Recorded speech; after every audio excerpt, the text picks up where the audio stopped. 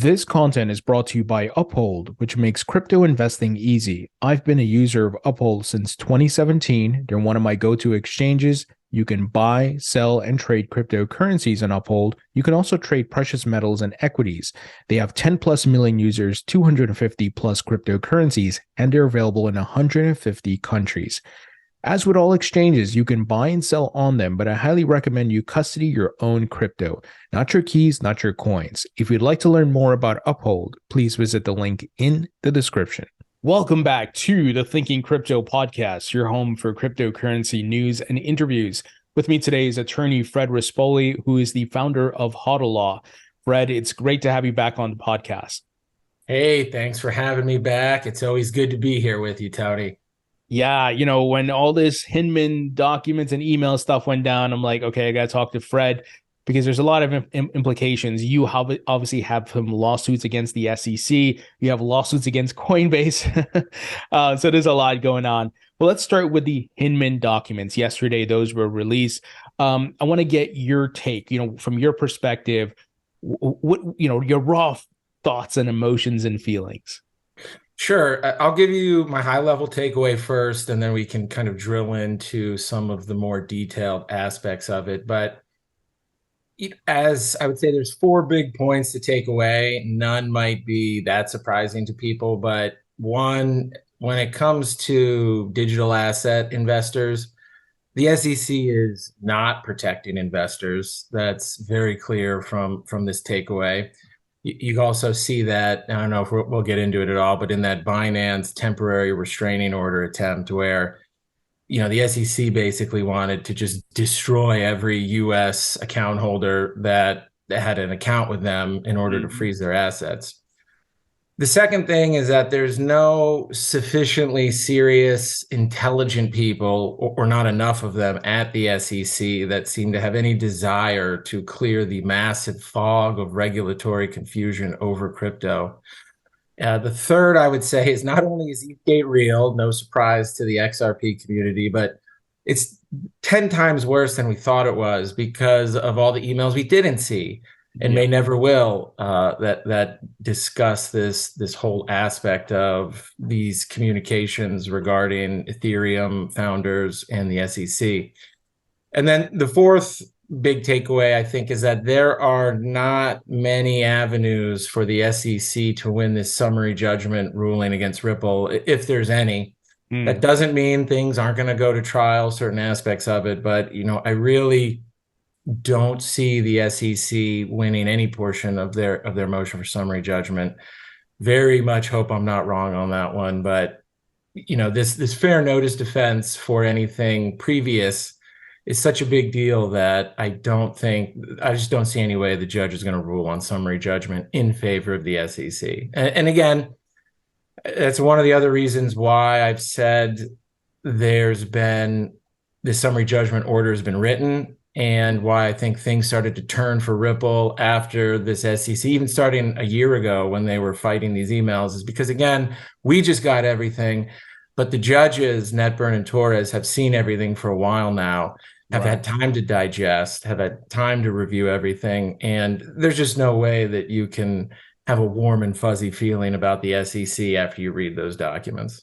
Yeah, I mean, going back to Judge Sarah Netburn's comments, saying the SEC has no faithful allegiance to the law, talking about how they were trying to have it both ways with Hinman's speech, right?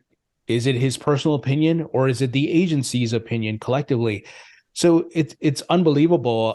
It's still to this day, I guess I shouldn't be shocked, but that this agency lacks integrity and they're operating, so maliciously against the crypto industry. So it sounds like these documents coming out is a bit of a smoking gun for Ripple to we can anticipate a victory. And when do you see this wrapping up, with maybe in the next month or towards the end of this month?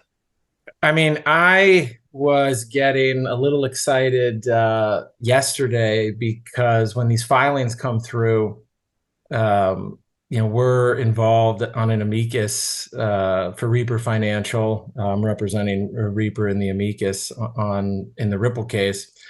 And so when new filings come through, just the way the electronic system works, it goes right into my email. I get a little notification.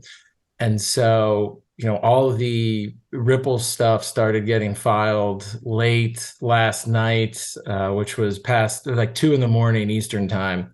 But I was still up, so I'm going through it. And then, no surprise, SEC started filing things very late in the afternoon.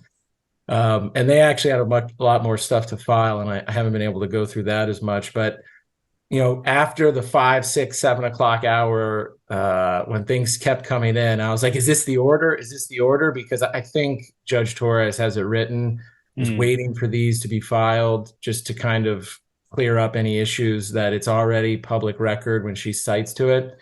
So, I mean, it could happen today. It could happen as early as today. And I wouldn't be surprised if it happens by the end of this week. I'm thinking next week. I just don't see a reason why she would hold this back. She's done too much to make it seem like there's anything still hanging out there that she has left to address. Sure. So you're saying that you're predicting summary judgment, Ripple victory. Do you see Ripple having to pay any type of fine for maybe what took place circa 2015 or so back in the early days? Well, that won't get addressed by summary judgment. I still, up until yesterday when these emails came out, I was putting a complete total Ripple victory at like 10%. I think they're going to win on XRP is not a security. I think the judge is going to address XRP secondary sales in a way that's not everything that the secondary market like XRP holders and users want, but I think is going to be good enough. I was thinking that she's going to say, listen, there's no contracts, there's no post-sale obligations, but maybe with all these documents that Ripple, said and sold XRP or other kind of wink, wink, nod, nod agreements, a jury could consider those investment contracts. So we'll let a judge or we'll let a jury decide. I'm just bumping it up a little bit for a total win in my view to probably maybe 20%, because I think when you've got some of these tough questions and there's a high likelihood of appeal by either side, when you've got a party that's just not credible, not acting in good faith, and especially when that party is the government, you're just more inclined to come down against them on any of these types of questions as a judge. And I've seen that happen many, many times in my career. That's why I'd rather immediately say, this isn't a strong argument, judge, but I have to make it. And so the judge understands why I have to do that. And, that's what I think is happening here. So I think that there's more of a chance that there's an outright Ripple win because, again, Judge Torres looked at this. She's seen these emails. She's seen that the SEC doesn't know what's going on. And I think that gives it a bigger chance to say, you know what, they don't deserve to win this. They can appeal my ruling if they want, but I think there's a bigger chance than I thought before. So, two-part question for you. What do you think the Hinman emails and documents, what implications does it have for the entire industry, given Gary Gensler's onslaught against the industry, recently throwing Cardano, Matic, and some really big name coins in the top 10 into the mix in the Binance lawsuit and so forth. And then, in conjunction, what would a Ripple victory also do for the industry? Maybe they're very similar, the benefits and how the industry can use these things. I think you're just going to see a lot of other parties use these documents to bolster their fair notice defense. And really just to hurt the credibility of the SEC.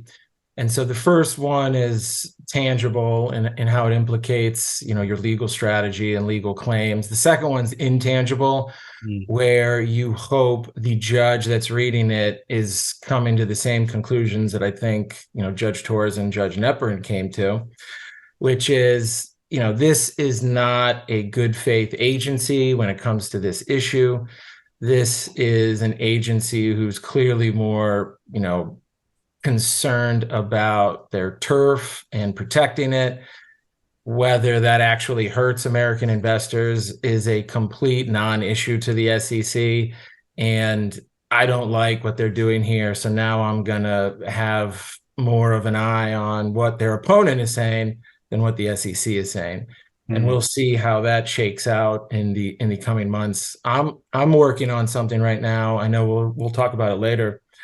But in our law firm's case against the SEC on whether Ether is or is not a security, I'm getting a pleading ready. It's called a supplemental notice of authority to send into the judge saying, look, this just came out yesterday. This shows what they were talking about and how they were deliberately trying to cause confusion and some other aspects. I would like to get into that a little deeper with you, but I think it's going to be really helpful for other litigants, and it's also going to start the digging of more documents that weren't at issue in this case or weren't allowed to be produced and may never come out ever, but we're getting to the next level of the fight.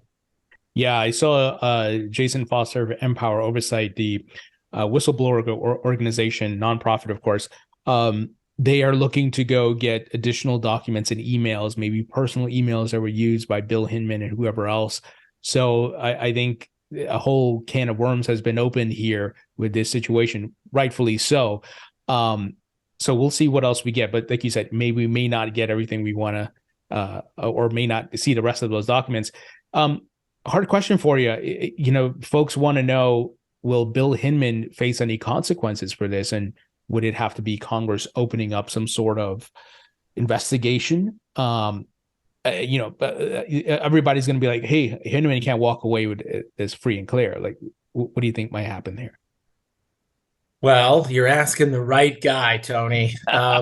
If you recall, and I'm sure you do, but maybe others may not, I originally filed a civil suit against Bill Hinman and Jay Clayton when the first batch of emails came out from Empower that basically talked about all his conflicts of interest when they were first, revealed to the public, and some of the shady dealings that were going on. This makes it worse for Bill Hinman, and I think it greatly strengthens the civil claim against him for torturous interference with business expectations for XRPL network users. And so it's really helpful to go after him that way civilly.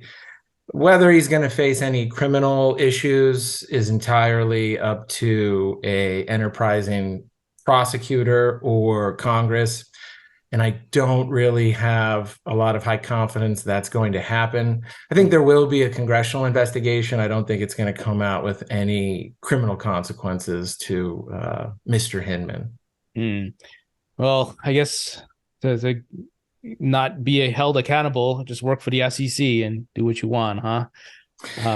Yeah, and I think I've spent a few hours going through all these documents, the Hinman related ones. I'm still not finished. And so, just a word, what I would say to everybody that's listening is, unless a commentator out there has told you they've spent 5 to 10 hours combing through these, I would not advise taking what's said too seriously, because it's just not impossible, but it's just not a good idea to come to those kinds of, unless someone's saying this is my very hot take, but you really got to comb through these, because I've found a lot of good things. Again, I know we'll get to it, that haven't been coming out yet on crypto Twitter and on some other avenues. And these documents, I know a lot of people have said it's a nothing burger, it's not a big deal. I think they're explosive.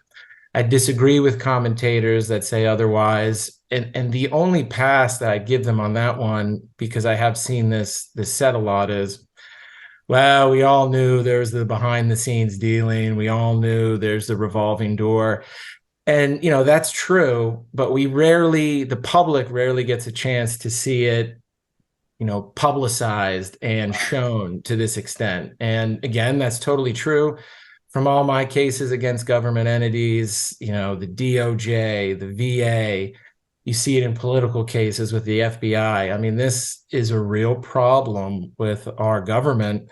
It's better than other versions of governments out there, but it's a real problem. It's not how it used to be here in the US. And we're all very attuned to the SEC's corruption because of our involvement in crypto. But people got to realize, I mean, this is happening at every level of the upper echelon of US federal institutions. So it's extremely alarming. It's very sad and a disappointing day for the US, but that's where we are right now. And you have to keep that in mind.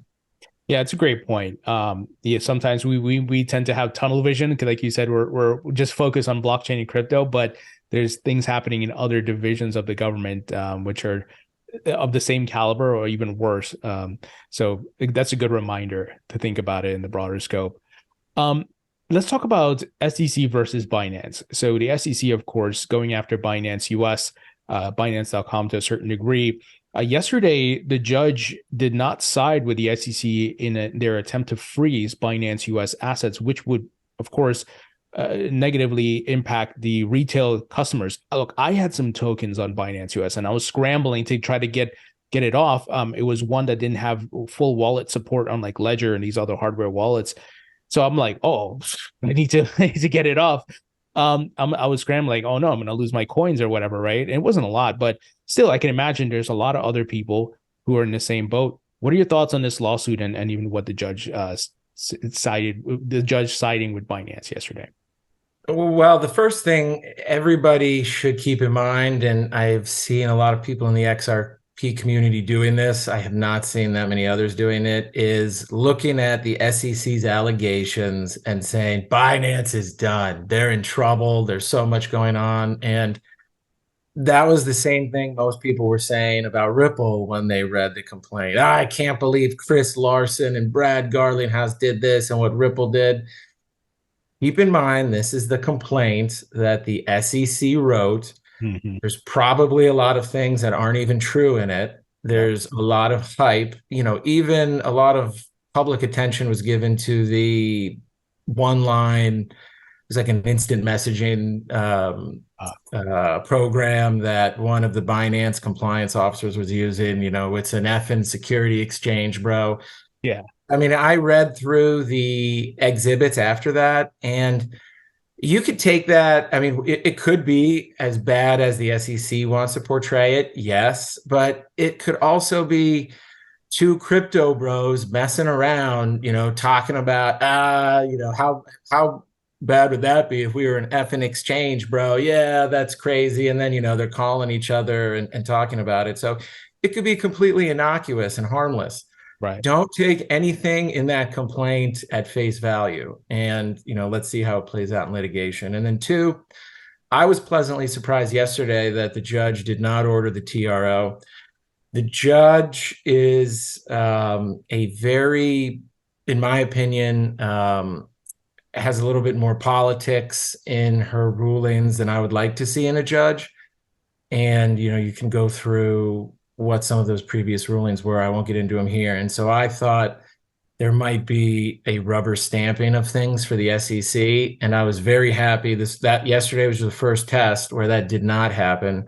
And I think Binance did a very smart thing by getting some of the upper highest level attorneys that they possibly could hire, that have the political connections that can counteract the political connections of the government. So, what I want everybody to remember is that when judges want to move up in the ranks, they need to get political support. And, you can be, if you're against the government, people might think, oh, well, then you're done. But a lot of these law firms, especially these big level ones, the top lawyers are all in constant connection with, senators, House of Representative people, and, other important political connections. And even having somebody like that, I mean, that's why they charge $1,200, $1,300, $1,400 an hour. Just show up, sends a message to the judge that this is, this is high level.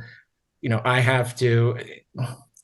Some judges probably won't do this, some will. You really shouldn't, depending on who the lawyer is, in my opinion. But you can't not take notice that whoever's going up against the government just decided to hire one of the best, most highest connected attorneys and law firms there is. So that was a very smart move. I'm glad they did that, and we'll have to see how it plays out. But it was encouraging.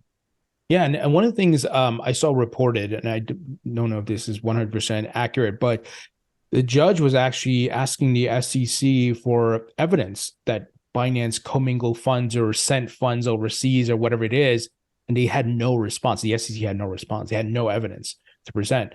So to your point, don't take everything in the SEC's complaint as gospel, because look, it could be lies, could be stuff they're just making up. I don't know, right? I mean, I don't know if you saw that. No, I did. And you're starting to see that come out more it was either the Voyager, the Celsius bankruptcy. The judge was taking them to task. Even the judge and library took them to task on the secondary market. The Coinbase case, let's see which one, the rulemaking petition one, they're getting taken to task. The grayscale one, they're getting taken to task. And these are things that judges do follow in the news, other judges. And so that's why I think you're seeing this swelling, because they probably saw from the Ripple case that there's a lot of shenanigans going on the SEC side. And they realize we got to push back, and just asking some very simple questions to the SEC attorneys gets a no response. That tells you all you need to know as the judge. And again, it just goes back to hurting credibility. And it's so valuable for the attorney to have that credibility in front of the judge. When you start to lose it and you don't change fast, it'll be a disaster to your case, and in a way that you may never even know or fully understand. I want to ask you a question about what the SEC is doing, this really shady strategy where they are just throwing a whole bunch of coins into these different lawsuits, whether it be against Coinbase or Binance, saying, hey, they're here, these random number of coins, these 13, Cardano, whatever it is, these are securities. But they're not actually litigating those tokens specifically, giving them due process and all that, kind of like what they're doing with Ripple. What are your thoughts on that? And are the judges aware of that? This is I know a hard question to answer, but can they throw that aspect of the lawsuit out, saying, hey, well, show me why these tokens are securities. You're just saying they are, just naming them. Now, what are your thoughts on that? I don't know if I'm off base here. So it's just part of their throw everything against the wall strategy. And I think you're seeing a little desperation come out of the SEC because they know time's ticking. They know the clock is ticking. Congress is, getting serious about legislation. They want to get some wins as much as they can, to see if they can grab the turf. So, they're a little under the gun, and I would love to get those emails where the attorneys are like, well, let's see, here's 40. Which ones do we want to go after? That's attorney, protected communication work product. We'll never see that, probably never see that. But the SEC will have the burden to prove that those coins that are alleged securities are securities. And, what they're hoping for is that the projects themselves or the community members don't get involved in the lawsuit, and they make it a little bit easier. There's pros and cons to that approach. If you get IOHK, the Cardano company, to come in, well, that's actually bad in a way for Cardano, because you've got a project coming in, a recognized legal entity, saying, this, that, and the other. Mm-hmm. And so that actually could be harmful trying to get in. Now, the benefit would be if another John Deaton-esque leader for Cardano decided to intervene for a bunch of Cardano holders, and then you don't get that problem with IOHK coming in directly. So, it could actually be a little bit of a trap, see how it worked with Ripple. And now that, you had XRP holders able to intervene, do any projects take the bait and come in because now they're an entity acting on behalf of the project. So it'll be interesting to see how it plays out. But SEC will have the burden to prove all of those tokens or securities, and maybe they will, maybe they won't. Again, a lot of people saw on that Coinbase insider trading case at the beginning, at the outset, unlike in Ripple, where it happened towards the end, you had a lot of the same amici come in saying, this shouldn't be an issue in the case, Your Honor, because of X, Y, and Z. Coinbase was in there. I think Paradigm came in there too, and eventually got settled, and that issue was never resolved. Are those coins securities? So it'll be interesting to see how it plays out. Yeah. Boy, it seems like we're facing a lot of headwinds, but there are some silver linings. There is light at the end of the tunnel. You're mentioning Congress looks like they're willing to act. There's some new bills being introduced, one by Patrick McHenry and Congressman Glenn Thompson, which is laser targeted to this situation. What's a security? What's a commodity? And what are the roles of the SEC and the CFTC and the tests and sandbox and all these things? Any thoughts on that bill? I don't know if you got a chance to take a look at it, but any thoughts on what's happening there? I haven't. All of these bills that come out is, the devil is always in the details. And, as a lawyer that will get involved in cases and all of a sudden a statute comes up and you have to look at the statutory history, what people said during the bill's markup, all that comes into play. And we haven't even gotten to any of that stage yet, let alone having it pass. So it's encouraging that it's not overtly terrible. Some of these bills that are coming out, some of them are, but the one you brought up isn't from a very quick glance that I've had. You've got Rep Davidson trying to not completely, but rework the SEC. So, just because of, what Gary Gensler's done. And I mean,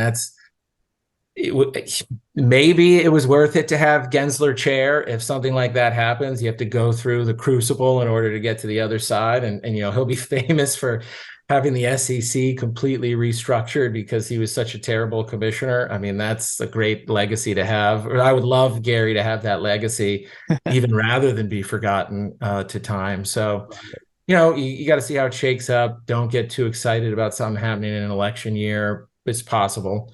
So, again, we got to see how it goes, but it's encouraging.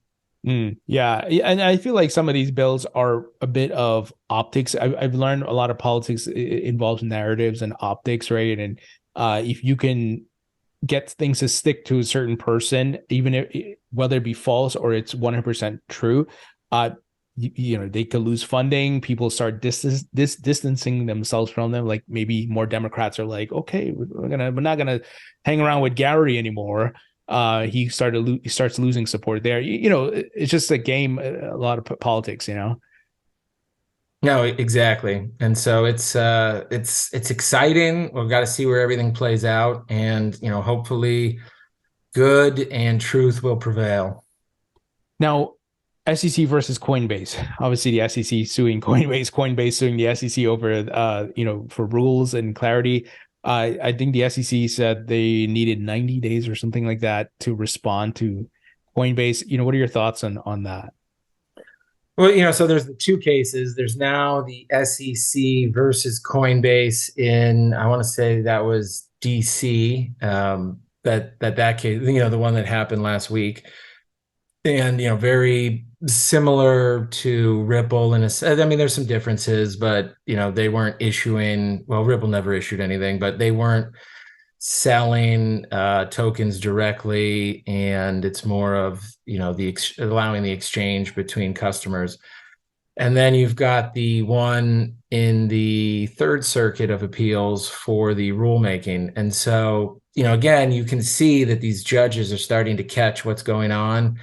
I don't think, I'd have to check the docket, but I don't think anybody formally alerted the Third Circuit, for example, that the SEC filed a suit against Coinbase. I think they, on their own, said, hey, in light of this, I could be wrong, but I think on their own, the Third Circuit said, in light of this, tell us, what does this mean? I mean, this to us is looking like you've denied it. So tell us if that happened. So that's great because there's this communication happening, or at least not communication, but there's an awareness among the federal judges that the SEC is doing this strategy. And so Coinbase or the SEC responded in that Third Circuit case really not very respectfully, in my opinion. Meta Lawman, another attorney, had a good write-up on this, on how they responded, but basically kind of telling the Third Circuit, yeah, we'll get to you when we get to you. We're doing some other things. And so hopefully the Third Circuit comes back and is upset and chides the SEC and says, no, you're going to, tell us X, Y, and Z in a very quick time. And then, we'll see how this lawsuit plays out in DC against Coinbase. They've got top level legal talent. Binance has top level legal talent. We've seen in Ripple that it takes years and years. So this is going to be a very long time going. And there's going to be a lot of ways for people to get involved in the case, just like you saw with a lot of people in the Ripple SEC case. So it'll be very fun. On that note, it seems there's a paradigm shift with what John Deaton, I know, has called decentralized justice, and how through the internet and social media, people can crowdsource. And if they're wrong, in the past, you used to have to go protest in front of the SEC office. Now we can congregate on social media. We can put together signatures on the fly and do a lot of different things very easily. I could be halfway across the other the country, I should say, and still be able to participate. This is a very interesting dynamic, and doesn't seem like it's going away, because there's going to be different blockchains, different tokens, and with tokens giving the incentive to the holders, right, the reward of participation in the financial network, so to speak, people are going to be even more incentivized to do this. What are your thoughts on that?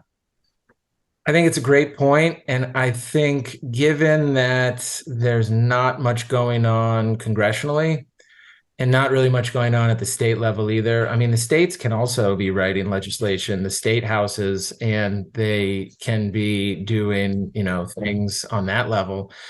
The issue, is if nobody's doing anything, well, there's only one avenue left, the courts. And so you see everybody getting involved on the amicus side, whether it's our firm suing the SEC, whether Coinbase is saying, hey, the SEC is not, responding to our petition.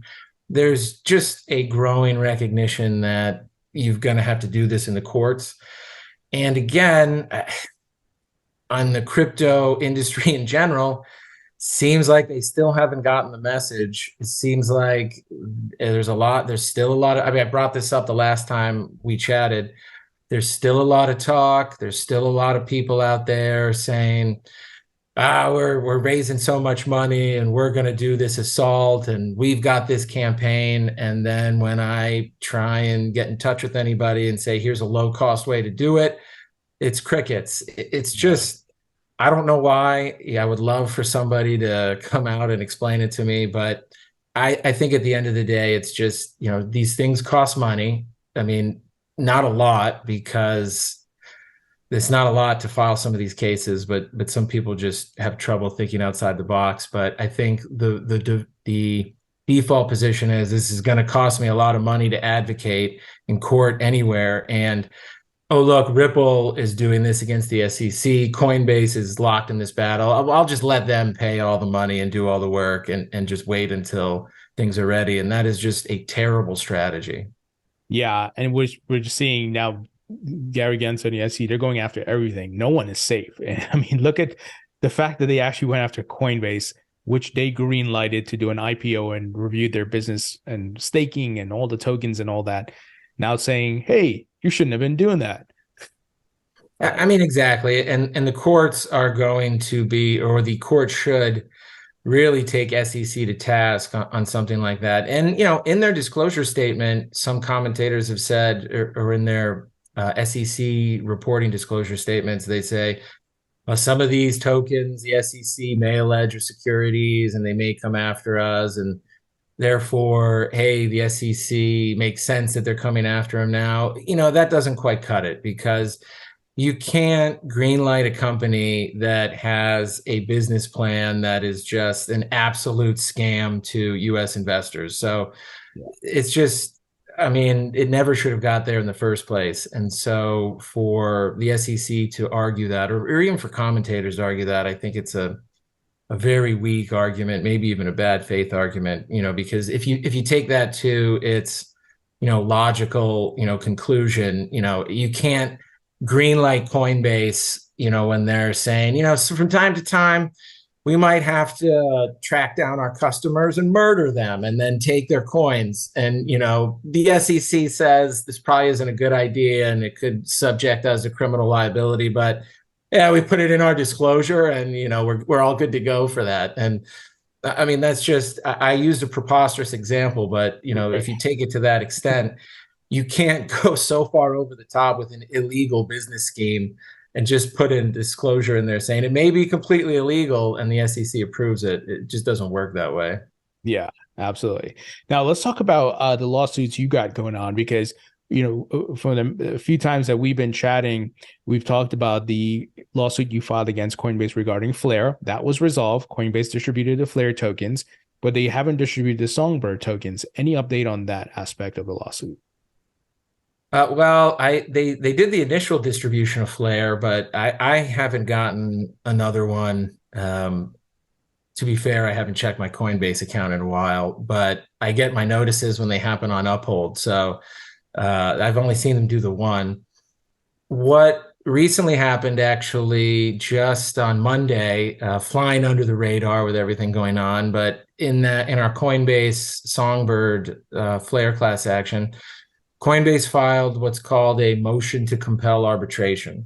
We talked about this a little bit on the last time we spoke, and what that is Coinbase is, you file these things, arbitration. It's like private court. You have to pay money instead of, a judge is free, because that's a tax, funded by the US taxpayer. Arbitration is a private court. It's usually very much in favor of the corporation, because the corporation usually pays the arbitrator to do everything. And, there's a business incentive there. And essentially what it does is there's also these waivers in the arbitration provision for class actions. And they do that because if you have, $100 worth of SongBird that you never got, are you really going to go through the process of filing an arbitration and going through that time and expense and, potentially losing to do all that just for $100? And the answer is no. So that's why lawyers at these companies construct these documents. And so really what this arbitration does, in our case, what they're trying to do, is that if anybody who really doesn't have over $100,000 worth of, SongBird that they're trying to get back, it really just cuts them off from accessing justice, because, it would be extremely hard or almost impossible for me to do all these smaller arbitrations for every individual case, Right. One at a time, as opposed to lumping them all together as a class action, which is the whole point of what class actions were created to be. And so we're going to be fighting that over the summer. I'll be posting it on Coinbase's motion to compel on HODL Law later this week. Our response is due in July, and then the end of the July, they have a reply, and then we wait for the judge to decide. And then we move on to the next step. But, I just want to say this, parting shot to Coinbase. I know everybody's trying to get on board with Coinbase in the SEC suit. I'm on board with Coinbase against the SEC. I'm on board with Coinbase in the Third Circuit on the petition, but that's as far as my allegiance to Coinbase goes. Sure. They are just a company. It's a crypto company like any other large, gigantic corporation that at any given point, if they can screw over their customers to make a little bit more money, they will, without hesitation, putting this arbitration agreement in their terms of service, hiding it, not letting you even access your funds until you accept, a new version of it. It's deplorable. It's something that every major corporation does. And, when everybody sees Paul Grewal on interviews, he might be a great guy in all other respects, but he, as the chief legal officer, directly approved putting that arbitration in there, directly approves not letting people get their Songbird tokens back. And so, for whatever accolades or praise, he earns, and maybe some of them are rightly so, this isn't one of them. I think it's a disgrace, and I think that Coinbase isn't going to win this one. And I look forward to fighting them. Yeah, and that's honestly one of the things that I'm going to have to ask Paul when I bring him back on to, talk about overall the industry and what's happening with SEC and Coinbase. And I think last time I did ask him in an interview, like, hey, what's going on with the Flare token distributions and all that? But I don't think I asked the right question to what you're saying from a legal perspective and for fine print and all these things. So I think next time around, we'll ask him. And I'm still scratching my head as to why Coinbase, publicly traded company, can't distribute these Songbird tokens. Like, what the hell?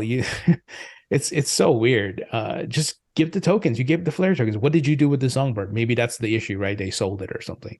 Yeah, and we're going to find out. We will continue to fight, even if we're stuck in arbitration. That'll kind of change things a little bit, but we're going to fight them because a lot of high value clients have signed up with our firm that make those specific cases go forward. And I'll even put some, if we have to go that route, I'll create some kind of step-by-step instructions that somebody who can't afford a lawyer because it's maybe not enough Songbird at issue could follow to kind of try and get justice on their own. And yeah, I know you're very polite with your guests, and you try and probe to the extent you can. And so I will very much love watching that question. But yeah, my top two questions would be, why didn't you distribute the Songbird? I guess, where is it? And then, why do you make everybody sign up for these arbitration agreements when that effectively cuts off their access, to the court? It'd be interesting to see the response there, but that'll remain to be seen. I will certainly try to ask that. We'll see if we get an answer. And then you also have another lawsuit you were hinting to at the beginning of our conversation. Can you tell us about that? Yeah, so this is kind of in a similar situation to just waiting on a ruling from the judge, like in Ripple. And what that is, our firm, Hodl Law, has filed a declaratory action against the SEC saying, hey, Ethereum is not a security. SEC refuses to say anything, and judge, we want you to rule on this. The SEC filed a motion to dismiss. They said, we don't have to tell you anything. You don't even have standing to sue. And the court shouldn't listen to this case at all and immediately get it off the books. It's been fully briefed since early March. And so we're at, was that April, May, June, about 3.5 months that the judge has been thinking about it and thinking about, what the order is going to be. Hopefully we win. If not, there's a couple of other avenues to take. There's appeal, there's other motions, and sorry to tell the SEC, but this case can be replicated on a basis anywhere, anytime throughout the jurisdictional US. And right now I'm getting ready to file a supplemental pleading in that case on these Hinman documents and Hinman emails. And I will use that to segue into something from the Hinman emails. We didn't discuss it earlier, but I just wanted to throw it out there because, again, it's just really fascinating to read all this. And it also shows you what lawyers do is you pick through everything because there's gems in there that you just have to sift all the garbage out of the way to get to. There's and I'll call it out in case anybody wants to look at it on their own, but in Ripple's 56.1 statement that went with their opposition to the SEC's motion for summary judgment, that's where we see all these Hinman emails. This is Exhibit 150. You see the comments that when they're talking about Ether, that there was a quote in there that was originally, there may be other decentralized networks where regulating tokens that function on them as a security may not be warranted, end quote.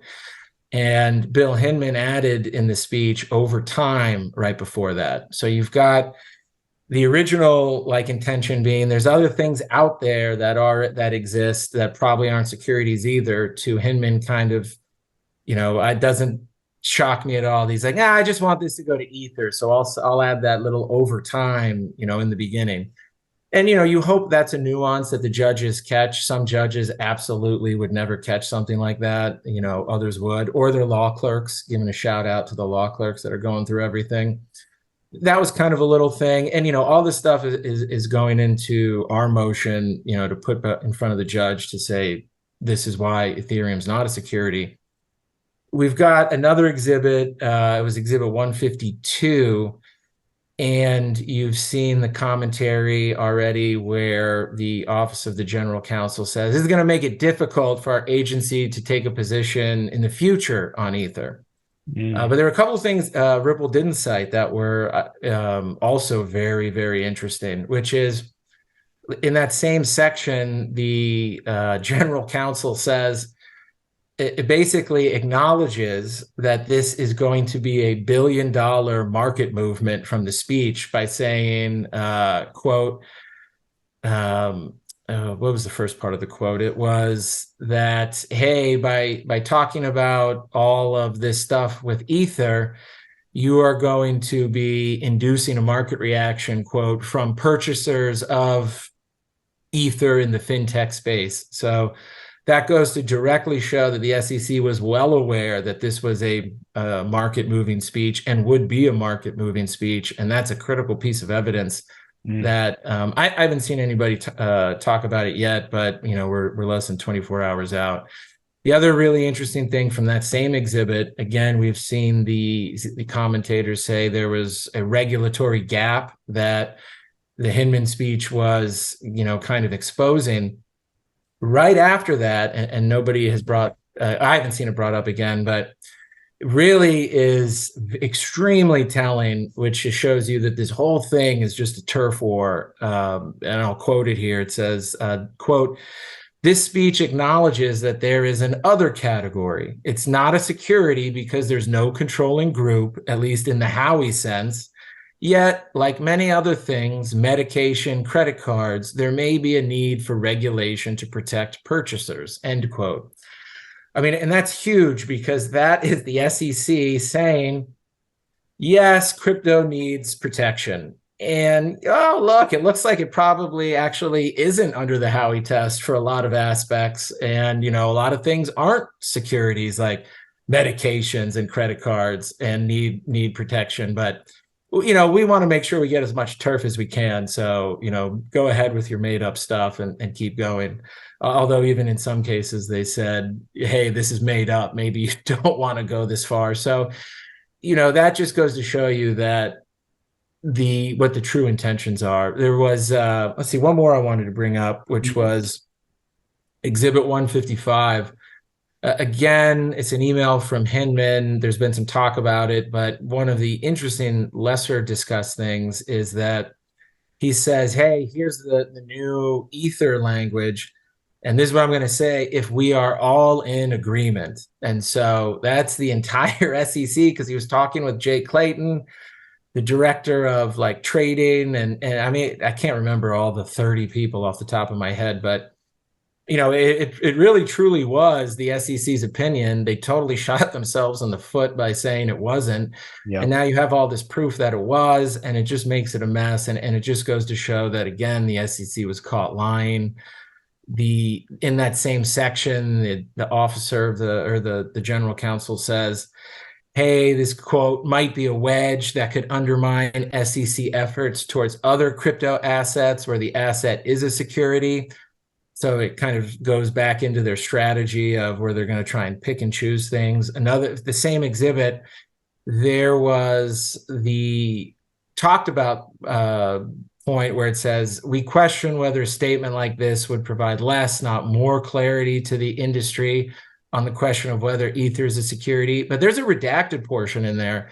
And, we may never know this, but they might be talking about XRP there or other coins, and they would be allowed to black that out because it was, in preparation for litigation. So it's not like we got everything. There's still redactions in there. And then also that just goes to that it was the SEC opinion in that same exhibit. They say, quote, if Bill and or the chairman's office, so it's Jay Clayton, wants to make a blanket statement that Ether is not a security, we will need to discuss this further internally with Brett, end quote. And that's Brett Redfern. And so, Right. that's Jay Clayton was on the emails. He was doing this, with Bill, and the other commissioners are basically excluded. I was just saying in yesterday's podcast, Bill Hinman was not the chairman of the SEC. Everything had to be stamped with an approval from Jay Clayton. And then Jay Clayton, after that speech was given, go check out Bill's speech. It's a great speech. We put it together, right? It's like it was part of his speech. He edited it and made comments to it. And again, you realize that the last quote that I gave was, we're going to have another internal discussion.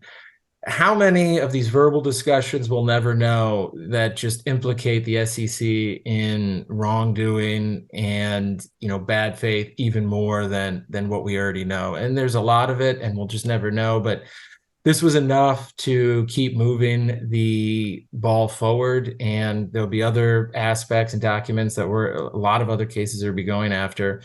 And just so everybody knows, at least my opinion is, these were explosive documents. There were a lot of smoking guns in here. There wasn't the blazing kill shot of anything related to XRP. That was probably in there, but redacted or never given to Ripple in the first place. I guarantee there's a lot of emails they held back, probably unfairly, probably in violation of what the court would have expected. But that brings back a little off topic, the JP Morgan $290 million settlement in the whole Epstein thing, which is, once they lost the motion to dismiss, we're totally innocent, nothing, this is ridiculous, blah, blah, blah, we're going to dismiss the case. And judge says, no, case is going forward, discovery is going forward, get used to it. You're going to have to go through, it's called ESI. That's what they called in the rules of discovery, electronically stored information. And, you saw a couple of tweets out there, people saying, oh, they already went through their emails and there was nothing about Epstein. And then you see a $290 million settlement. There was a lot of things in there about Epstein that, they flagged. They're like lawyers saying to other high ups, like, oh, shit, there's no way we're going to be able to not give this over. I'm not destroying this. I'm just letting you know it's here. I mean, and that's why it was a almost $300 million settlement, is because there were a lot of incriminating things in there that, will never come to light. Maybe in the Virgin Islands case, but sure. You just got to see these things, especially the non-lawyers, where they're going. If it wouldn't have cost them $290 million to win the motion to dismiss, they probably spent a couple million in legal fees. And they're like, if we can just spend a couple million, get this thing dismissed, we're golden. Then when that didn't work, they're like, oh, gosh, all right, start talking money with the plaintiff's lawyer. Yep. Exactly. Great example. Final question before I let you go. Gary Gensler, there's a lot of videos coming out of him promoting Algorand, also saying, hey, Ethereum is not a security, Bitcoin's not a security, Litecoin's not a security, Bitcoin Cash not a security. He was trying to work for Binance at one point. Can any of these things be used in the lawsuits as examples, or is it just a court of opinion? And maybe, like you were saying, the judges, they see the news, they see all these things. It plays a factor there. It plays a factor in the sense of going to the credibility of Gensler. It's not, you can't really tie it to the SEC because they were all before he was the chairman. And even though it seems inconsistent and like a sacrifice of one's principles to have, opinion A and then become a bureaucrat in an agency and now have the completely opposite opinion of what you originally held, kind of smacks of, just following whatever the winds tell you to go and not being too principled. So it comes in that sense to credibility, but, I don't think it's extremely helpful in any of the legal cases. Mm. Fred, great info or great information. Appreciate you, man. Thank you for the fight that you're doing, filing these lawsuits against Coinbase, the SEC, and so forth. Certainly on behalf of retail investors. So thank you for joining me, man. Thank you. Yeah, and I just if anybody wants to follow me on Twitter, I'm at Freddie Riz. Our firm is at HODL_law. And then lastly, anyone that is listening to this show, I usually catch it on YouTube, but if you're listening to the show on Apple iTunes, if you could kindly leave a 5-star review, doesn't cost you anything, and it does greatly help this channel and a great host. Thanks, Fred. Appreciate it, man.